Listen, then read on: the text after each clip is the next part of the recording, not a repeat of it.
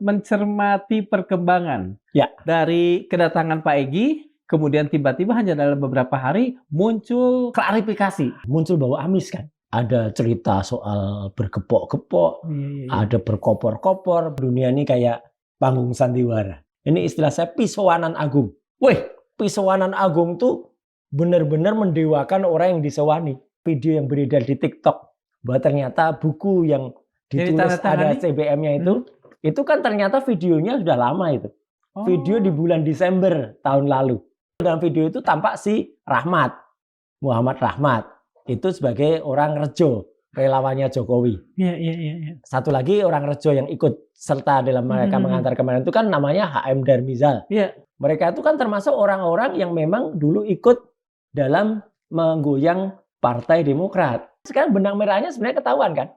Mereka orang-orang Jokowi mengantarkan Damai Hairil Lubis dan mengantarkan Egy Sujana ke sana. Sebetulnya sejak Desember itu, Bang Egy itu udah mulai balik kanan ya? Mungkin bukan hanya semenjak Desember. Kalau orang mulai sadar itu sebenarnya semenjak 15 April itu juga sudah menjadi pertanyaan. Pada tanggal 15 April, kalau kita mau ingat ya, ketika rombongan TPUA itu bermaksud mendatangi Universitas Gadjah Mada, mereka kan dalam satu bus besar. Ya gitu. Ternyata pada saat berangkat, last minute, Bang Egy ternyata tidak ikut. Kasihan juga saya sebenarnya kepada Kang Egy Sujana dan juga Damai Hairil Lubis ya. Ini mereka itu masih pejuang atau sudah jadi pecundang? Kok mendatangi rumahnya, merendahkan diri serendah-rendahnya, ya, kemudian sejatuh-jatuhnya itu. Kepanikan yang saya lihat dari Pak Egy dan DHL itu, pernyataan sikap Ketua Umum TPUA Egy Sujana hari ini. Saya BS selaku Ketua Umum TPUA bla bla bla bla mengatakan, satu, Saudara Azam Khan sudah diberhentikan dari jabatan Sekjen. Saudara Muslim Arbi juga diberhentikan. Ya, Saudara Ismar diberhentikan. Bu Kurnia diberhentikan. Rizal Fadila diberhentikan. Dipecat oleh Pak Egy.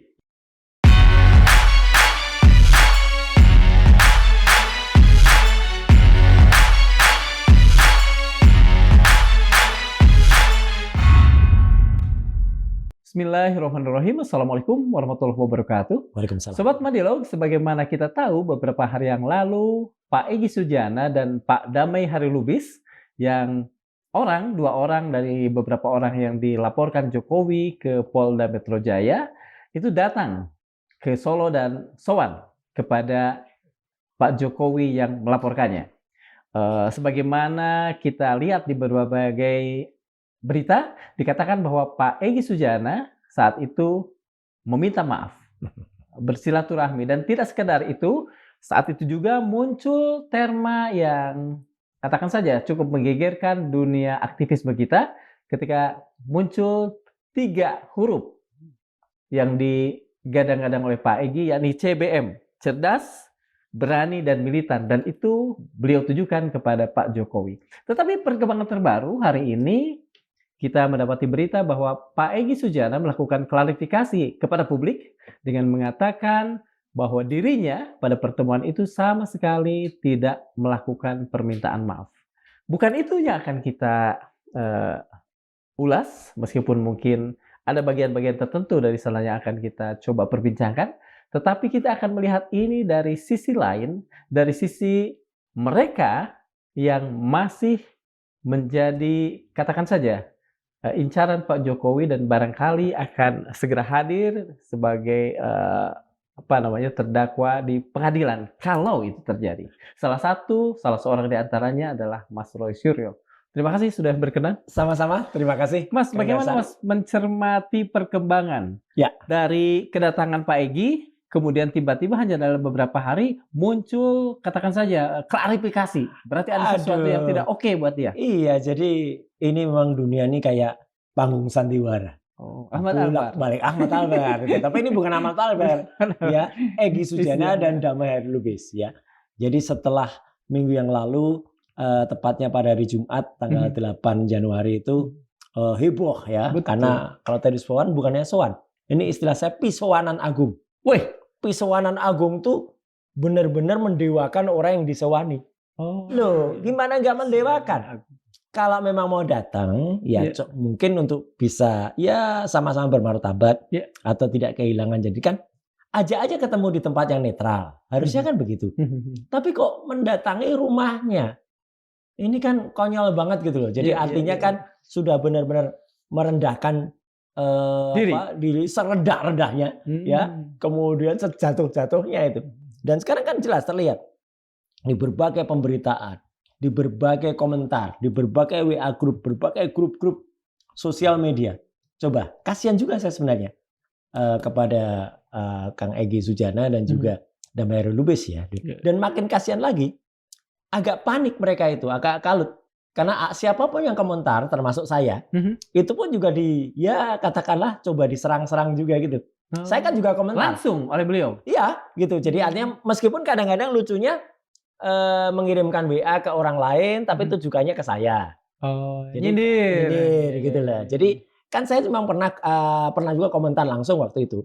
Ketika setelah pertemuan itu kan saya komentar, ini mereka itu masih pejuang, sebagaimana yang kita bayangkan kita gadang-gadang selama ini, atau sudah jadi pecundang. Kan banyak juga orang yang mengatakan mereka itu winner or loser, kita pejuang atau pecundang. Karena apa? Karena dengan mendatangi, mensowani seperti itu kan ya sudah harga dirinya jatuh sejatuh-jatuhnya. Itu retorik kan?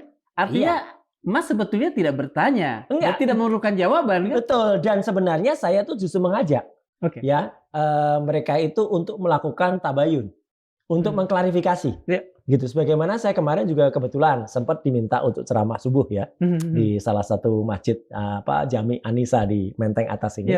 Dan surat yang saya bacakan, betul itu. Jadi artinya adalah surat untuk orang melakukan klarifikasi, Al-Hujurat di surat ke-49 di ayat 6 gitu. Ya alladzina amanu wa yasinkum binabain fatabayanu tusibu qaumam bila jadatin fatusibu alama falhum najidin. Yang artinya kan itu ada satu cerita. Wahai orang-orang yang beriman, ya, jika datang kepadamu orang fasik membawa satu berita, maka kan kita nggak boleh langsung percaya kan. Telitilah dulu kebenarannya. Betul. Saya juga mencoba melakukan itu. Jadi hanya saya sebenarnya tidak langsung menjudge Bang Egy Sujana dan Damai Lubis itu untuk kemudian melakukan itu. Coba, tapi kan mereka sendiri yang memperpanjang masalahnya. Minggu yang lalu mereka bilang, baru akan melakukan klarifikasi itu seminggu lagi. Artinya kalau seminggu lagi ya pas Isra Mi'raj Jumat ya. Ya pas Isra Mi'raj kan gitu pada hari Jumat ini minggu ini. Itu kan artinya sebenarnya mereka justru memperpanjang proses ketika masyarakat malah makin bertanya-tanya kan. Keriuhannya gitu. Dan dalam surat itu kan juga dikatakan akhirnya kamu menyesali perbuatanmu itu ya kalau kita tidak melakukan tabayun, dia tidak melakukan tabayun. Nah, dan itulah yang sekarang terjadi. Jadi artinya apa? Ketika kemudian kita coba kolek ya, apa di balik pertemuan itu? Kan awalnya saya kenal mereka itu adalah dari TPUA, Tim Pembela Ulama dan Aktivis. Kami, saya mengatakan kami, karena kami itu kami bertiga. Saya, Dr. Resmond, Dr. Tifa, itu kan sempat memang diminta untuk menjadi ahli TPUA. Ketika Pak Egy ketika memimpin TPUA melaporkan Joko Widodo pada akhir Desember tahun lalu ke Badan Reserse Kriminal Bareskrim Mabes Polri soal ijazah. Ya, dan itu jelas ijazah itu bukan hanya ijazah SMA, tapi juga ijazah S1. Ya, kenapa saya bilang itu ijazah S1? Jelas kan? Kalau enggak kan kenapa tanggal 15 April tahun yang lalu mereka justru mendatangi Universitas Gadjah Mada. Kalau Egy selama ini mengatakan yang kami persoalkan tuh ijazah SMA. Itu dulu ketika ketika menjadi tim pembela dari Bambang Tri dan Gus Nur, ya kan? Tapi ketika mendatangi UGM, masa kalau mempertanyakan ijazah SMA harus mendatangi UGM? Nah, jadi dari situ sebenarnya sudah mulai ada mismatch ya, ketidakcocokan gitu ya. Yang ada. Boleh kita sebut atau apakah kemudian langkah Bang Egy, sikap Bang Egy itu membuat Mas Roy saat itu pun mulai berpikir bahwa Bang Egy pelin-pelan? Sebenarnya saya tidak sampai kata pelin-pelan. Tetapi mempertanyakan ya sejak awal loh sebenarnya. Karena apa? Pada tanggal 15 April kalau kita mau ingat ya, ketika rombongan TPUA itu bermaksud mendatangi Universitas Gadjah Mada, mereka kan dalam satu bus besar. Ya gitu. Ternyata pada saat berangkat Last minute, Bang Egy ternyata tidak ikut. Ada alasan? Nah, alasannya itu memang yang menjadi pertanyaan besar sampai dengan sekarang. Karena ada yang alasan sakit, ada juga alasan katanya ditangkap. Iya, Katanya iya, begitu. memang Ya. waktu itu rumornya juga. Wah, rumornya besar. macam-macam kan gitu. Tapi oke lah, apapun itu, dia akhirnya tidak ikut. Dan bis itu akhirnya menjadi terlambat untuk datang ke UGM. Dan akhirnya yang datang ke UGM itu memang hanya yang diterima 3 orang. Saya, Dr. Resmond, Dr. Tifa. Karena waktunya terlambat nanti kalau menunggu jam 8 pagi. Meskipun ada teman-teman dari TPUA lain yang dari Jogja, tapi mereka nggak diperbolehkan masuk karena dalam daftar tuh isinya TPUA itu.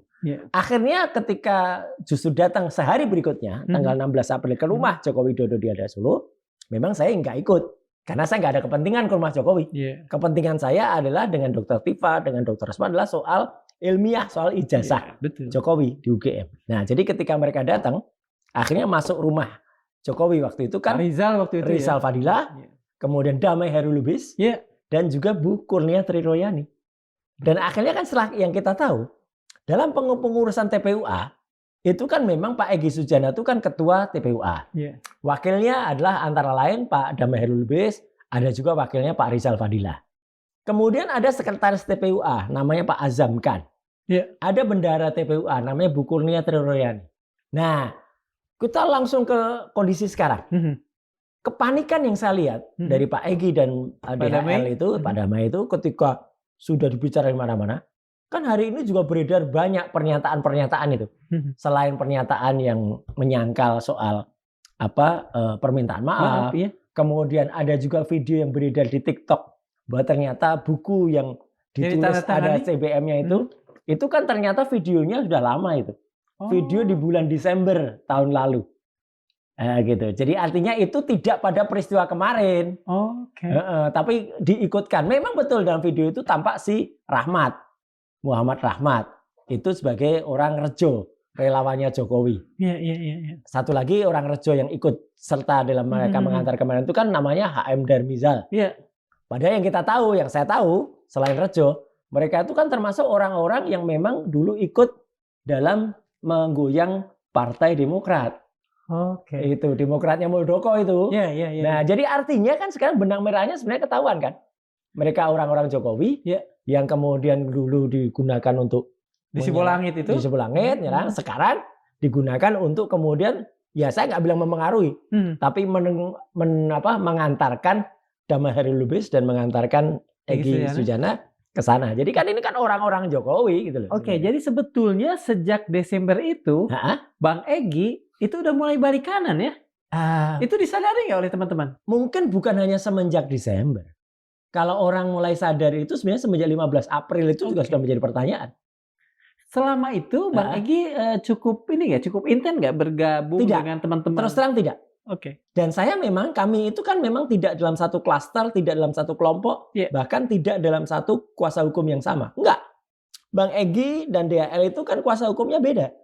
Dengan kuasa hukum saya, kuasa hukumnya Dr. Resmond, kuasa hukumnya Dr. Tifa, bahkan dengan kuasa hukum dari kelompok TPUA yang lain. Ada Bu Triroyani, ada Pak Rizal Fadila, ada juga Bu Kurnia sudah, kemudian ada Rustam Effendi.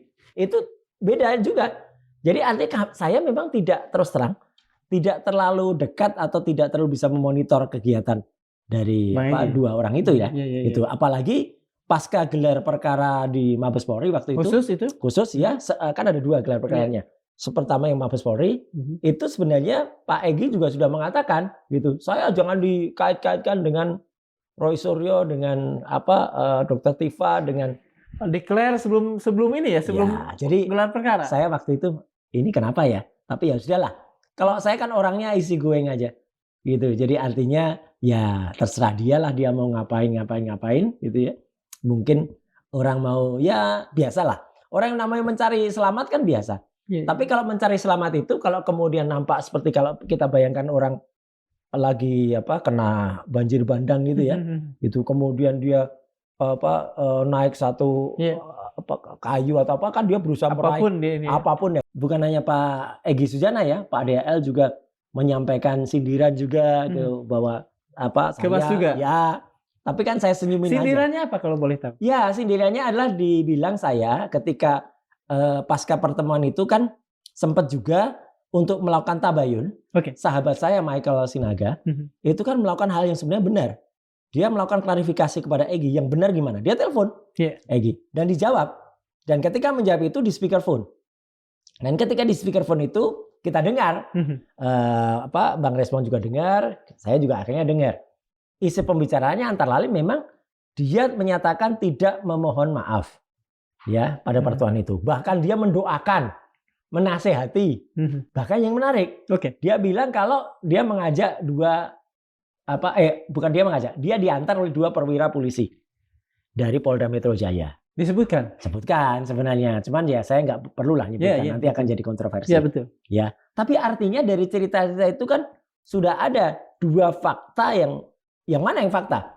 Karena termasuk 1 orang yang tadi disebutkan si Rahmat itu, yang dari Rejo tadi kan mengatakan tidak ada perwira polisi.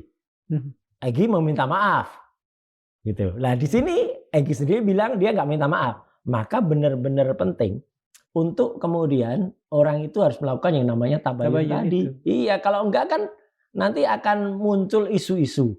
Bahkan mohon maaf kalau yang saya sampaikan, muncul bau amis kan.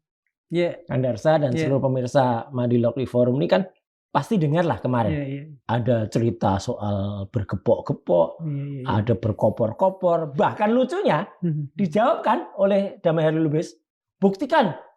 Kalau ada yang punya bukti transfer, ya nggak ada lah orang transfer pakai bukti transfer tuh ya pasti cash and carry lah gitu. Atau dia bilang ada fotonya, ya nggak mungkin orang nyerahkan kayak gitu di foto, emangnya lucu banget. Makanya foto itu juga lucu Mas, kan beredar juga foto ini. Nah, iya betul, ya kan. Tapi sepanjang yang saya telaah, ya dengan menggunakan foto software forensik. yang ada, ya forensik dengan menggunakan ELA (Error Level Analysis). Ini foto ini adalah fake, ditengarai fake. Oh, ini datangnya dari mana ini? AI.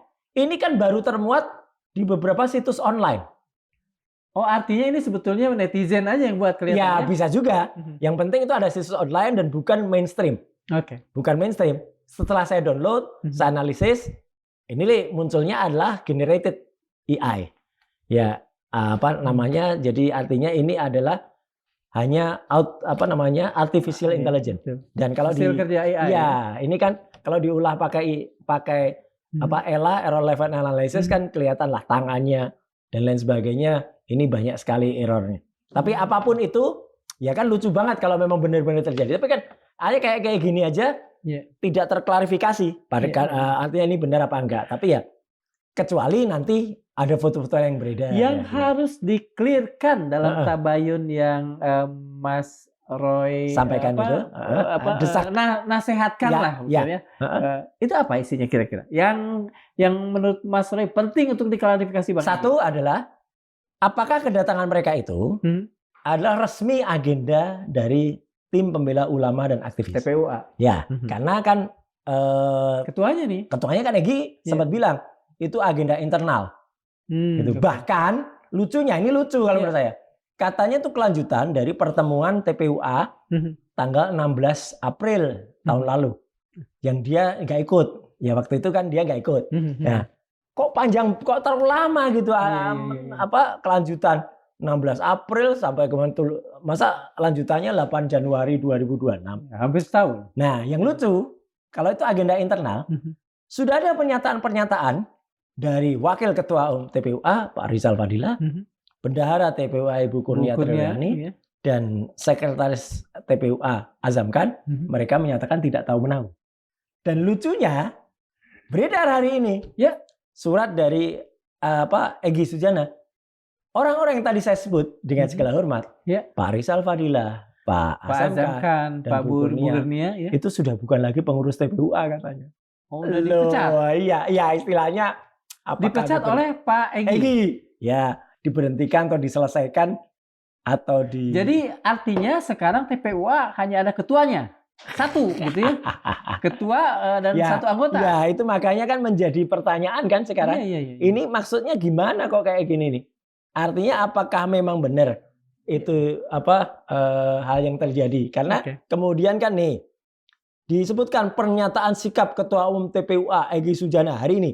Saya BS selaku Ketua Umum TPUA bla bla bla bla mengatakan, 1, Saudara Azam Khan sudah diberhentikan dari jabatan Sekjen terhitung sejak akhir tahun 2025. Nah, Saudara Muslim Arbi juga diberhentikan. Ya, Saudara Ismar diberhentikan. Bu Kurnia diberhentikan. Rizal Fadila diberhentikan. Rustam Effendi jadi lagi bersama lu. Ini gimana gitu? Kalau Mas Roy ingat nih ya ini loh, ada pernyataannya ada ya, itu beredar di berbagai WA group. Nah. Kalau Mas Roy ingat, dengan diberhentikannya mereka ini sebetulnya siapa yang masih tersisa Saya terus terang tidak boleh menilai suatu organisasi yang saya sendiri tidak tahu. Ya, apalagi saya disebut juga oleh Pak Egy kan, Roy Suryo nggak ngerti apa-apa. Ya memang. Ya sudah, kalau saya sih lebih baik dikatakan nggak ngerti, tapi ada pemberitaan semacam ini yang dia posting sendiri, dia sebarkan sendiri, bahkan dikirimkan juga melalui WA ke saya, gitu loh. Karena kan kami saling kontak. Kalau saya sih fair aja. Saya juga kemarin nulis surat untuk himbauan saya kepada beliau-beliau itu supaya tabayun, supaya melakukan klarifikasi. Jadi judulnya adalah mereka itu masih pejuang atau sudah pecundang. Saya kirimkan langsung kok melalui WA ke nomornya Pak Egy Sujana. Dan ke nomornya ada Maherul Lubis. Kalau saya sih sebelum urusan tabayun ini kemudian dilakukan, secara jujur, kan Mas cuma membagi orang itu menjadi 2 tuh. Pejuang atau pecundang. Ya. Pak Egy di mana? Saya lebih baik daripada kita menggibah seseorang, daripada kita khusnuzon, daripada suudon pada seorang, lebih baik kita khusnuzon. Saya lebih baik berpraduga baik saja, tapi waktunya makin habis. Kan tinggal 4 hari lagi untuk mencapai deadline hari Jumat sebagaimana yang dia janjikan. Ya, dan itu makanya makin dekat dengan katakan jangan salahkan orang kalau selain mengatakan tadi ada gepok, ada koper ya.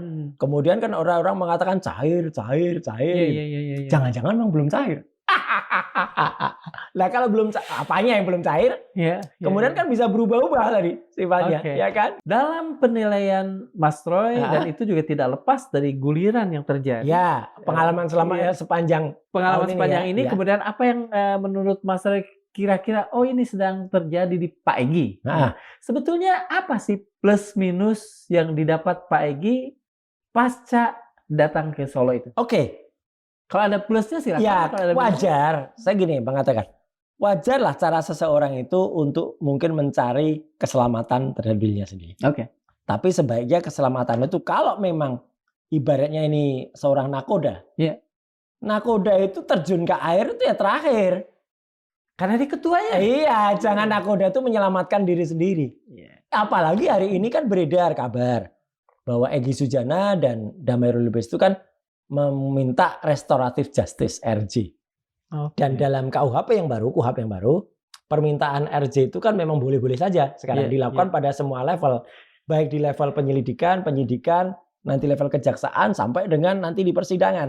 Jadi artinya adalah sebenarnya kan tidak bisa dilepaskan bahwa persoalan yang menjerat kami di Polda Metro Jaya itu kan dalam satu SPDP, surat pemberitahuan dilakukannya atau dimulainya penyidikan. Atau dalam bahasa lain, kita ini satu SPK, ya, satu surat untuk penyidikan bersama. Meskipun dibagi dalam 2 klaster. Tapi sebenarnya pembagian klaster itu kan pembagian secara teknikal penyidikan saja. Memudahkan teknis. Karena di situ ada perbedaan pasal. Pasal yang di teman-teman termasuk Egy Sujana sampai dengan Rustam Effendi itu kan ada pasal 160 penghasutan. Tidak ada pasal 32 dan 35 Undang-Undang ITE. Kami tidak dikenakan pasal 160, tapi kami kena Undang-Undang ITE. Dan itu yang kemudian, tapi sebenarnya surat SPDB-nya kan sama. Bahkan orang-orang yang melaporkan waktu itu, para termul yang bukan Jokowi ya, tapi termul kayak Lejumanan, kemudian Kames Samuel Sweken, dan itu kan orang-orangnya kan sama. Kemudian itu kan yang lucu juga, yang kemudian dijadikan satu, lokusnya juga beda-beda, tempusnya juga beda-beda, disamain. Dan yang paling lucu lagi, yang saya dengar kabarnya hari ini juga, ketika kita ngobrol, selain mereka berdua mengajukan RJ, Restoratif Justice, berkas dari kami bertiga, konon kabarnya saya Dr. Rismon dan sama Dr. Tifa itu sudah dilimpahkan ke kejaksaan. Oh, udah mulai berproses. Ya, ini juga lucu lagi. Hanya 3. Hanya 3. Karena gini, satu SPK-nya sama. Iya. Dan yang mereka itu belum diperiksa, belum di BAP. Ya. Kenapa kami bisa jalan? Kemudian kemarin kan posisi terakhir harusnya kan mengundang atau mendengarkan saksi-saksi dan juga ahli kan. Itu juga belum dilaksanakan. Jadi ini akan menjadi nanti mengingatkan kita pada cerita dari Jokowi tahun 2017 di Fakultas Kehutanan dengan Pak Kasmujo. Apa? Bolak-balik. Tidak P21 ya? Iya, P21. Mau jadi P19 lagi. Dilengkapin lagi kan harusnya kalau jaksa penelitinya itu jujur, dia akan ketawa lihat berita acara pemeriksaan saya terutama. Iya. Karena apa? Misalnya pertanyaannya adalah apa yang terjadi pada tanggal 22 Januari. Saya tidak ada di 22 Januari itu. Tidak datang, tidak ikut, tidak tahu, dipaksa untuk menjawab pertanyaan itu. Lah kalau kemudian itu dianggap masuk atau misalnya ada, ya kalau misalnya ada saksi, yang kemudian saksi itu berani bersaksi saya di situ kan konyol berarti. Ya cacat kan? Lah artinya. Lah iya. Sebuah berita acara pemeriksaan yang mau itu berapa puluh atau berapa ratus pertanyaan. Kalau ternyata jawabannya adalah tidak ada hubungannya, tidak tahu, ada yang nggak bisa kalau kemudian menggunakan keterangan dari katanya kan ada tuh orang yang bilang bisa tuh nanti pakai keterangannya ahli atau dia nggak bisa. Ahli tahu apa soal itu kalau misalnya kita sendiri tidak mengakui atau kita sendiri tidak ada di peristiwa itu kan? Itu jadi lucunya ada di situ termasuk saya juga tanya yang dulu lain. Nih, Mas Roy. Apakah sudah clear, sudah terverifikasi, sudah terkonfirmasi soal pertama Bang Egy minta RJ ke polisi ya? Ya, itu ada pemberitaannya sudah muncul. Oke. Sudah. Jadi situs mainstream besar ya, sebut aja dah Kompas ya .com itu sudah memuat. Kapan mereka minta? Hari ini. Oke. Ya, jadi hari ini mereka sudah mengajukan dan bahkan minggu yang lalu katanya. Jadi itu semakin menguatkan kita pembicaraan antara Michael Sinaga ya dari Sentana dengan Egy Sujana melalui telepon yang mengatakan pada saat di Solo itu katanya ada 2 penyidik yang ikut serta. Ini kan juga lucu lagi ya. Apain juga penyidik yang menangani masalah kemudian ikut-ikut serta ke sana. Kalau itu benar. Kalau itu benar berarti nggak boleh dong kalau ada seseorang yang kemudian penyidik itu mengantarkan terlapor ke depan pelapornya. Itu kan menjadi aneh juga gitu kan. Yang menjadi pertanyaan kan jadi situ. Yang kedua adalah ketika kemudian itu diajukan, ya hanya 2 yang mengajukan, maka kan menjadi pertanyaan bagaimana dengan status yang lain yang satu SPK itu tadi. Satu SPK gitu loh. Jadi ini akan menjadi pertanyaan-pertanyaan yang pantas untuk dipertanyakan kelucuannya gitu kan. Apakah sudah terkonfirmasi atau tidak itu yang kedua itu bahwa Mas Roy RRT ya, berkas-berkas RRT itu sudah berproses ya. Ya, itu makanya itu saya dengar tadi ketika saya melakukan dialog langsung di salah satu TV, Kompas lagi kebetulan, yang kemudian pemberitaannya adalah konon polisi sudah menyerahkan atau melimpahkan istilahnya, melimpahkan itu ke kejaksaan. Cuma 3 orang? Cuma 3 orang. Ini bisa nggak secara hukum? Nah ini yang lucu juga, karena istilahnya kan harus ada split sync dulu, harus di split.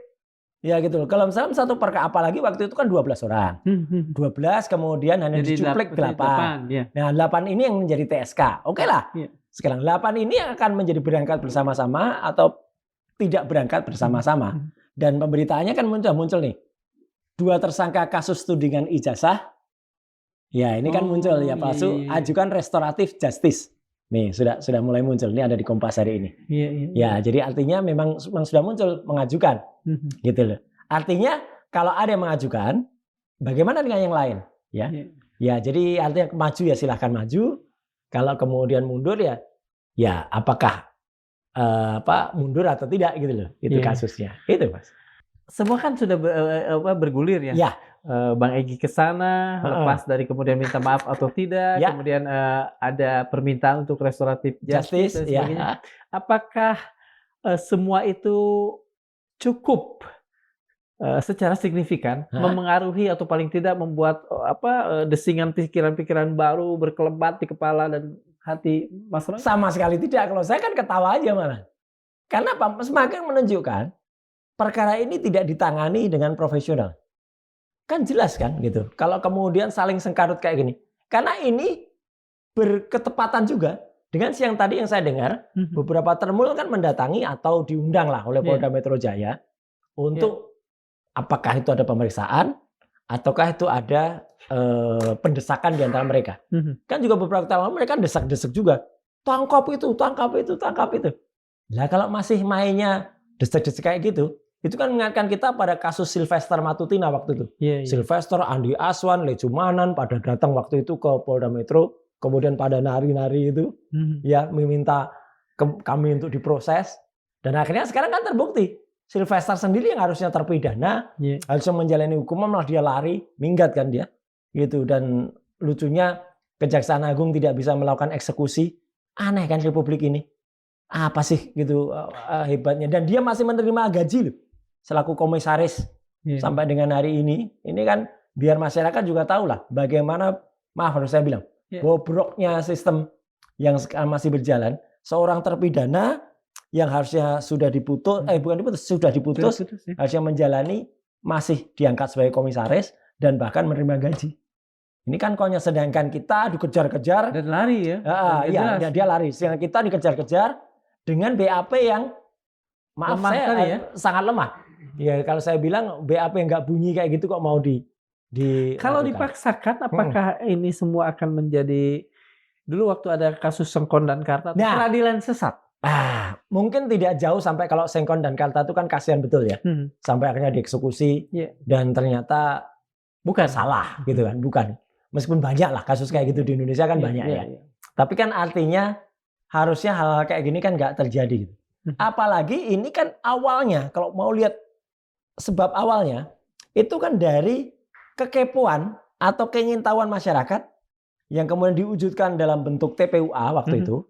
Dan TPUA mengangkat kami 3 orang, RRT ini, Roy Rismontiva ini, untuk meneliti ijazah. Dan ijazah secara ilmiah kita buktikan 99,9% palsu waktu itu. Dan bahkan ketika kita ngobrol ini, ya beberapa jam sebelumnya kami tadi juga mendatangi Kementerian Pendidikan Dasar dan Menengah, ya untuk sekali lagi mempertanyakan.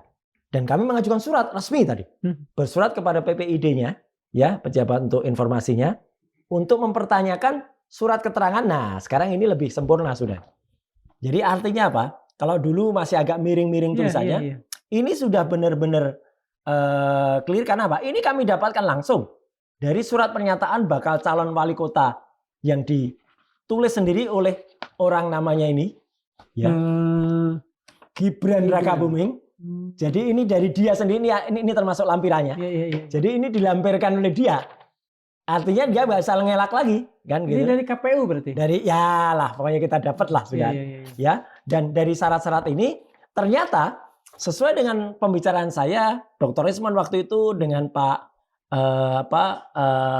Dr. Eko Susanto, Sekretaris Dirjen Kadikdasmen ini, Kemendikdasmen. Waktu itu mengatakan bahwa surat ini sebenarnya kan harusnya kan keluar setelah ada 10 sampai dengan 11 syarat, termasuk 3 tahun rapor SMA di luar negeri dan ijazah atau surat tanda lulus dia yang disebut-sebut grade 12 ini.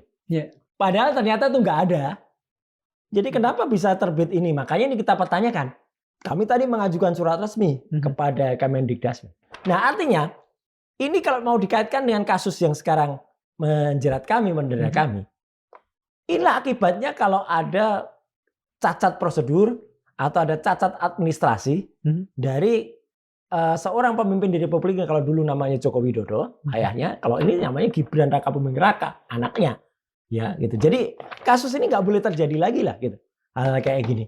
Kenapa itu? Ada yang dijanjikan dari Kemendikdasmen ini? Ya, mereka akan menjawab sesuai dengan aturan yang berlaku.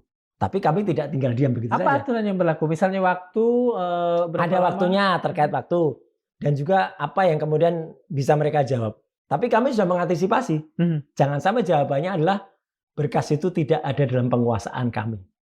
Kan ada begitu juga kemarin ketika KPU Solo itu kan mencoba mensiasati yang jawab itu. Tapi kan terus kita desak dengan undang-undang kearsipan. Makanya permohonan kami itu juga kami lakukan juga di dalam sarana atau dalam fasilitas KIP juga, Komisi Informasi Pusat juga. Dan kebetulan kan sidangnya juga lagi berjalan sekarang. Sidang yang ada di KPU untuk meminta KPU, untuk meminta Kemendikbudrismen, untuk mengeluarkan surat ini beserta syarat-syarat atau prasyaratnya. Kan nggak boleh kemudian ketika dia dalam berkas waktu itu pendaftaran, nah dia lakukan contreng misalnya, ya ini misalnya apakah sudah ada syarat-syaratnya, kemudian dia melakukan tidak hanya centang, tetapi syarat-syarat itu, ya ini kan hanya form-form bersedia melakukan apa bersedia. Artinya bukan hanya bersedia dan syaratnya, tapi harus ada untuk terbitnya surat pernyataan ini kan harus ada syarat formalnya. Dan itu bisa dibuktikan. Harusnya bisa dibuktikan. Apalagi syarat formal itu dulunya adalah online. Kalau online, Mas, kalau satu bisa dia centang biru, dua dicentang biru atau hitam lah maju. Kalau tidak semua, kan yang lain masih abu-abu, belum bisa klik jalan lah. Kok bisa jalan? Gitu loh. Itu kan artinya kan ada sesuatu yang terjadi dengan adakah kecurigaan bahwa itu akan diadakan dalam waktu? Nah, itulah yang terjadi pada ijazah kemarin kan? Kayaknya. Jadi ketika dulu awal itu kita hanya membicarakan soal ijazah. Dulu ijazah yang tampil ya polos gitu aja. Tapi ketika saya mulai meributkan, pakai imbos, watermark. Nah, kemarin tiba-tiba ada imbos ya. Tiba-tiba ada watermarknya dan tidak boleh dipegang. Kalau dipegang, kita bisa rasain betul itu imbos bener atau citra imbos. Kenapa saya bilang citra imbos? Sekarang kan mulai banyak. Misalnya ada wallpaper. Yang wallpaper itu tampaknya bergelombang. Atau tampak, padahal enggak kan, kita pegang enggak ada. Lurus-lurus saja. Nah, itulah yang kita khawatirkan. Jadi hal semacam itu sangat mungkin kemarin terjadi, apalagi nggak boleh dipegang, tapi konon ada seseorang yang katanya bisa pegang. Nah, itu ya aneh. Dari sana juga ya? Oh iya, itu aneh juga. Kalau dalam plastik kok tangannya bisa masuk gitu. Roy tidak salah katakan waktu itu pengacara Bang Egy kan? Iya. Ibu-ibu itu ya, yang katanya itu tangannya bisa masuk, padahal kalau kita ukur benar dari sebuah ijazah, ya tangannya nggak nyampe. Harusnya tangan seseorang, apalagi itu ada plastiknya, gitu loh. Tapi ya sudahlah, biarkanlah nanti kata-kata seseorang selama di sini itu Bang Egy belum melakukan tabayun sebagai klarifikasi, sebagaimana yang Mas Roy bukan inginkan sebetulnya Sages ya. Itu dalam penilaian Mas Roy, Bang Egy gimana? Saya sih daripada kemudian dianggap menuduh seseorang saya tetap lebih baik menunggu dia melakukan itu. Meskipun saya tetap boleh kan kita bertanya, dia pejuang atau pecundang, gitu. Apalagi dengan kemudian sudah terbukti ketika mengatakan itu adalah forum internal, tapi ternyata tidak ada orang internal di TPUA yang kemudian mengetahui, tapi malah dijawab dengan teman-teman yang nama-nama sahabat-sahabat kita, Rizal Fadillah, Rustam Effendi, Bu Kurnia katanya sudah diberhentikan semua. Itu kan juga aneh gitu loh. Gitu. Kapan pemberhentiannya? Kemudian bagaimana? Dan mungkin nanti kita tunggu juga siapa. Kan di atas langit masih ada langit kan? Siapa tahu nanti mungkin ada sosok yang lain yang juga akan berkomentar kan? Sebut saja Habib Rizik. Ya kan? Kita tunggu juga nanti. Seberapa lama Mas Roy bisa memberikan waktu? Kalau saya sih nggak perlu ngasih deadline-an ya. Karena di dalam hati juga sudah ada percuma. Pesan, ya? Iya, dan percuma aja. Dan saya toh tidak ada kaitannya. Betul. Artinya mau dia restoratif justice, mau dia sowan, mau dia sowin, mau dia sobun, terserah ya gitu. Toh nggak ada ngaruhnya bagi kami dan tidak ada apapun yang kemudian mempengaruhi. Saya kan kemarin kan juga ketika ditanya, Mas pengaruhnya apa bagi Anda? Nggak ada pengaruhnya. Malah justru saya katakan, oh cuman segitu tuh. Gitu. Dan itu kan sayang banget ya. Saya harus mengatakan, apa sih manfaatnya kalau memang, katakanlah begitu. Kalau memang yang amis-amis atau yang ya cair-cair tadi memang benar-benar terjadi. Kalau sekali lagi.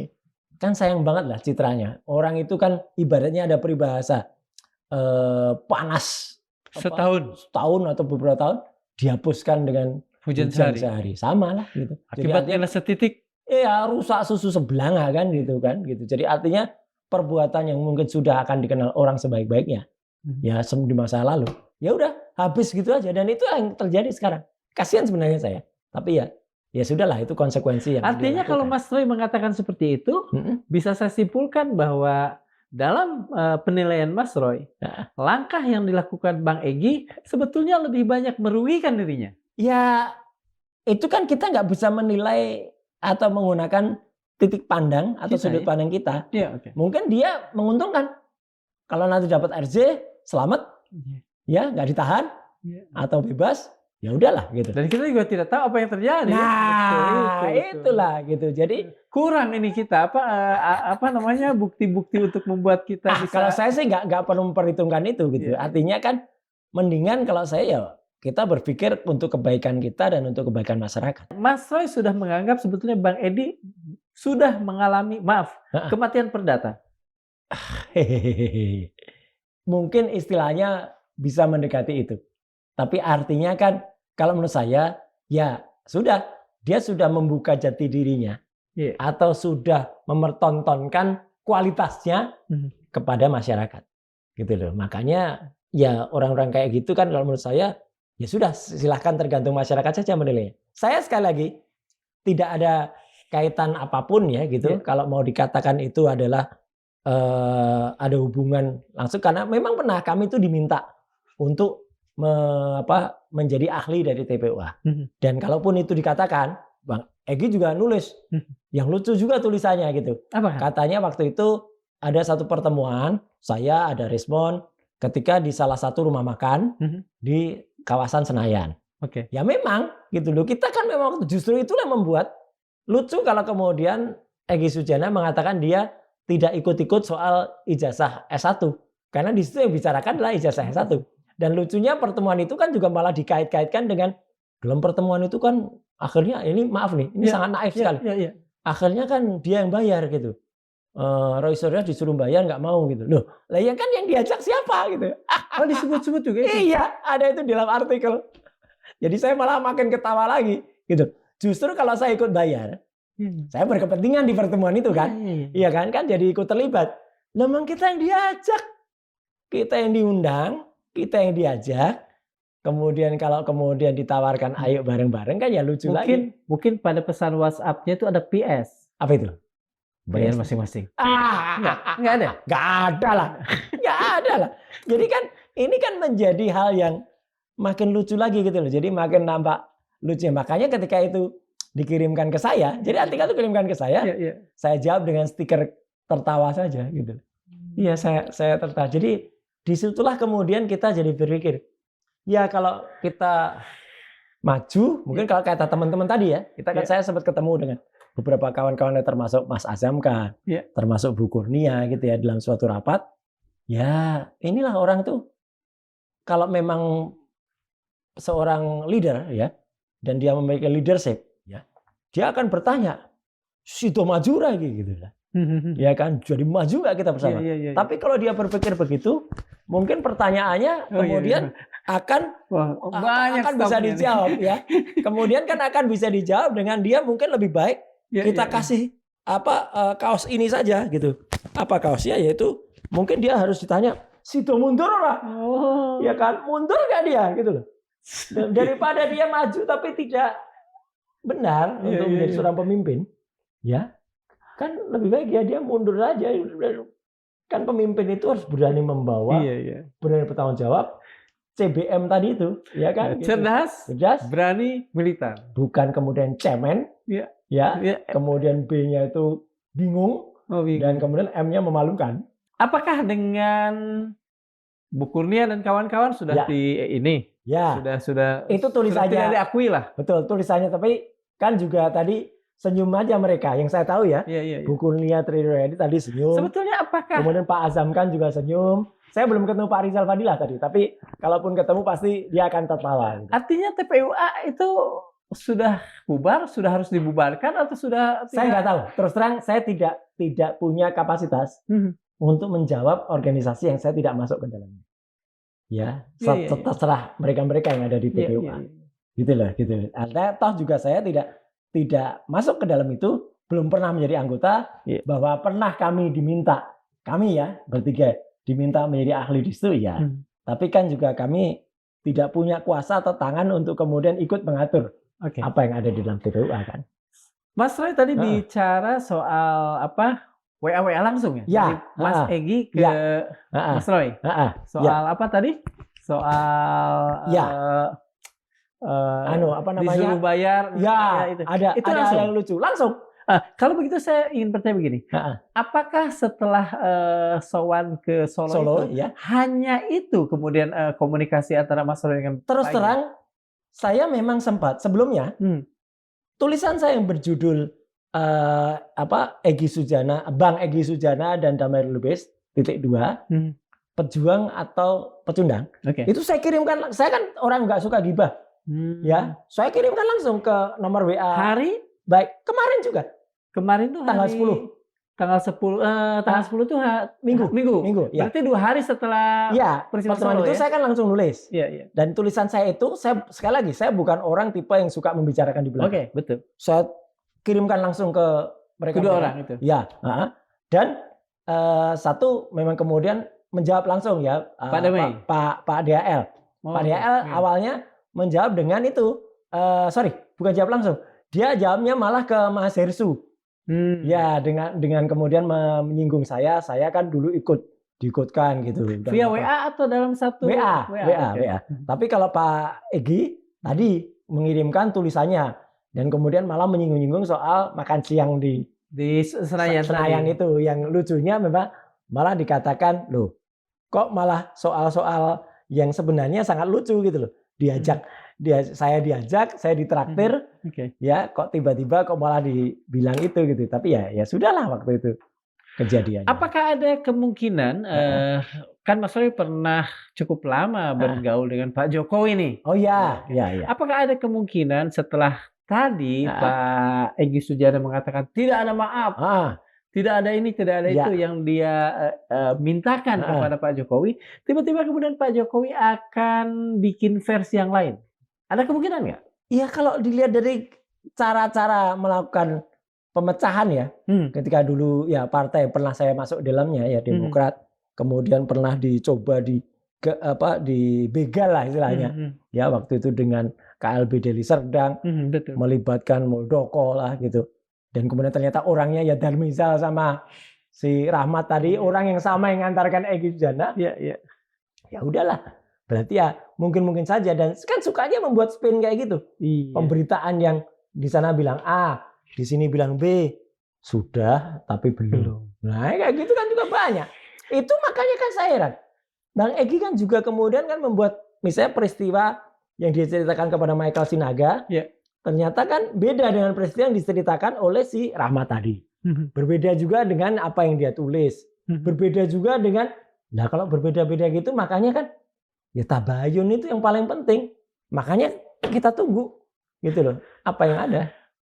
Bang Egy ternyata juga sering kali pendapatnya berbeda-beda tadi, berubah-ubah tadi. Ya. Apakah itu yang membuat keduanya mungkin bisa cocok antara Pak Jokowi dengan Bang Egy? Ya kalau orang kemudian berpikiran atau ibaratnya pemikiran yang sama kan masuk dalam kolam yang sama. Kan istilahnya kan begitu kan. Ya kalau mungkin orang ini yang sama kolam seperti yang dikatakan RG nggak? Iya sama. Jadi Bang Rocky itu kan juga selalu mengatakan kan, ya kalau cocoknya Bang ikan-ikan itu ya cocoknya dengan di kolam yang sama. Kalau kolam yang progresif, kolam yang cerdas ya nggak akan ketemu orang-orang itu. Jadi ya sudahlah. Kalau saya makanya lebih baik kita kan berpikir untuk bangsa ini ke depan lebih baik lagi. Betul. Tapi tetap kalau memang ada ketidakbenaran, ya kita harus teriak dong, gitu. Makanya kan kenapa kemudian kami tetap saya ditanya dan di mana-mana, Mas, gimana pendapatnya tentang itu pertemuan Egy dan Jokowi dan juga DHL? Mas Roy kapan ke sana? Ngapain ke sana? Saya tegas jawabannya, ya. Dan nggak perlu Jokowi juga ke sini. Yang perlu ada Jokowi ke rakyat, sampaikan kepada masyarakat apa yang sebenarnya terjadi.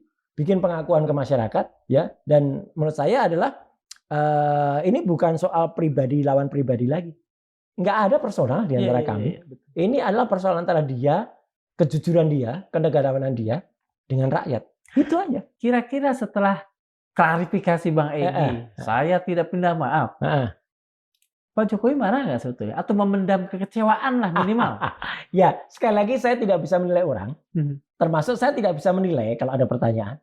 Mas, kira-kira Egy kok berkata kayak gitu tuh apa yang terjadi? Ya, kan ada bisik-bisik juga. Jangan-jangan belum cair gitu. Nah, ya nggak ngerti aku. Artinya gini lah, soal cair atau tidak urusan dia. Ya, gitu. Tapi bahwa saya harus mengatakan apa yang terdengar di masyarakat, ya. Bahwa itu mau ada isu-isu, ada bau amis, ya udah tanggung sendiri akibatnya. Atau tanggung kalau mereka mendapatkan keuntungan atau advantage itu ya silakan dinikmati keuntungannya. Tapi kalau kemudian ada kerugian atau ada pengkhianatan atau ada kebohongan, ya tanggung sendiri juga pengkhianatan atau kebohongan yang akan dialami. Kalau memang tidak cair, kemudian sudah ada statement-statement yang saling sengkarut dan sudah ada ya paling tidak kerugian imaterial. Apakah bisa kita katakan Bang Egy kejeblos 2 kali? Nah, makanya kita tunggu dalam beberapa hari ke depan. Saya kira pemirsa Madilog, pemirsa Forum TV ini akan sangat cerdas dan bisa mencerna perubahan-perubahan sikap, akan bisa mencerna nanti apapun yang ada. Kalau sikapnya kemudian tiba-tiba seperti ya, ini tulisan dari Pak Manusia Merdeka Said Didu kan bagus itu. Beliau menulis antara aktivis dan juga pejuang itu kan juga ada diibaratkan dengan kain ya. Maaf ini merek sih gitu. Kanebo gitu. Yang kemudian keras kalau lagi kering. Jadi aktivis itu kalau lagi kering keras dia. Tapi begitu kena sebagian lah, jangan sebut aktivis. Oh iya, sebagian orang ya. Tapi kalau sudah kena air, sudah cair, lembek dia. Dan dia juga bisa bersifat seperti kecoa. Apa kecoa? Kecoa itu kadang-kadang kan ada yang nakal. Berusaha mencari-cari di tempat yang kotor-kotor. Gitu loh. Tapi kalau ketahuan, berlagak playing victim. Balik gitu. Gini ya, nggak bisa apa-apa. Bahkan seolah-olah memutuskan kakinya. Itu tulisannya Said Didu. Ya. Tapi saya quote itu ke dalam tulisan saya.